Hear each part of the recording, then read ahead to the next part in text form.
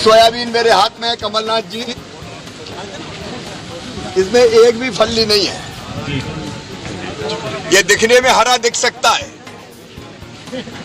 लेकिन फल्ली लगी नहीं या गल के टपक गई, नीचे गिर गई। ये फल्ली नहीं टपकी, किसान की किस्मत टपक गई।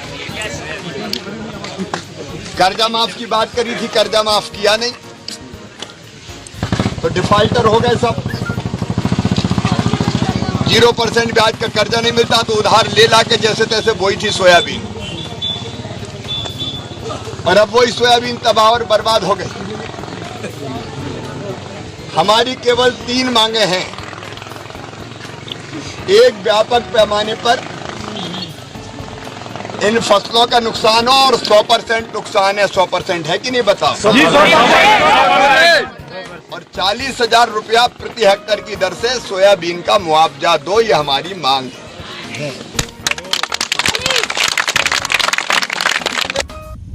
शिवराज चौहान जी, मेरे हाथों में जो सोयाबीन है इसमें पत्ता भी सूख चुका है, फल तो है ही नहीं।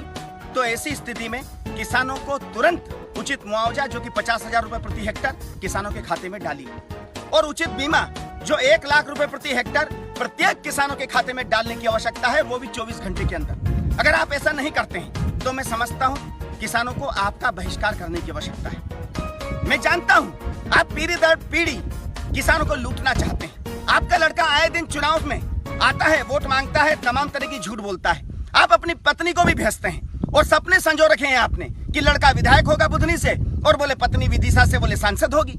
यानी कि आपने एक लूट की दुकान खोल रखी है और लंबे समय तक किसानों के बच्चों का भविष्य बर्बाद करने का एक प्लान आपके पास है। लेकिन किसान भाइयों, मैं आपसे कहना चाहता हूं, अगर ये मुख्यमंत्री अगर आपके साथ आज इस समय विपरीत परिस्थिति में खड़े नहीं होते हैं तो आपको इनका बहिष्कार करने की आवश्यकता है। मैं जानता हूं शिवराज चौहान झूठ की दुकान है। शिवराज चौहान ने मूंग को लेकर भी झूठ बोला था, इनके कृषि मंत्री ने भी झूठ बोला था, लेकिन मूंग की खरीदी इन्होंने नहीं की थी।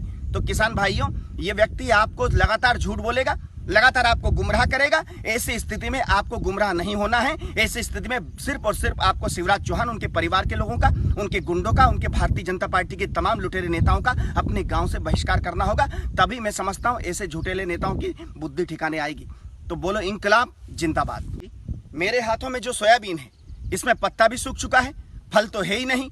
तो ऐसी स्थिति में किसानों को तुरंत उचित मुआवजा जो कि 50,000 रुपए प्रति हेक्टेयर किसानों के खाते में डालिए, और उचित बीमा जो 1 लाख रुपए प्रति हेक्टेयर प्रत्येक किसानों के खाते में डालने की आवश्यकता है, वो भी 24 घंटे के अंदर। अगर आप ऐसा नहीं करते हैं तो मैं समझता हूं किसानों को आपका बहिष्कार करने की आवश्यकता है।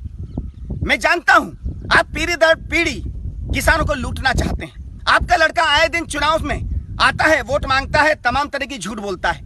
आप अपनी पत्नी को भी भेजते हैं और सपने संजो रखे हैं आपने कि लड़का विधायक होगा बुधनी से, और बोले पत्नी विदिशा से बोले सांसद होगी।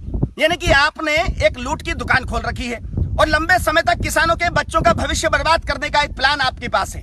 लेकिन किसान भाइयों, मैं आपसे कहना चाहता हूं, अगर ये मुख्यमंत्री अगर आपके साथ आज इस समय विपरीत परिस्थिति में खड़े नहीं होते हैं तो आपको इनका बहिष्कार करने की आवश्यकता है। मैं जानता हूं शिवराज चौहान झूठ की दुकान है।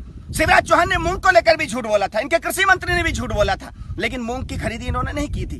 तो किसान भाइयों, ये व्यक्ति आपको लगातार झूठ बोलेगा, लगातार आपको गुमराह करेगा। ऐसी स्थिति में आपको गुमराह नहीं होना है। ऐसी स्थिति में सिर्फ और सिर्फ आपको शिवराज चौहान, उनके परिवार के लोगों का, उनके गुंडों का, उनके भारतीय जनता पार्टी के तमाम लुटेरे नेताओं का अपने गांव से बहिष्कार करना होगा।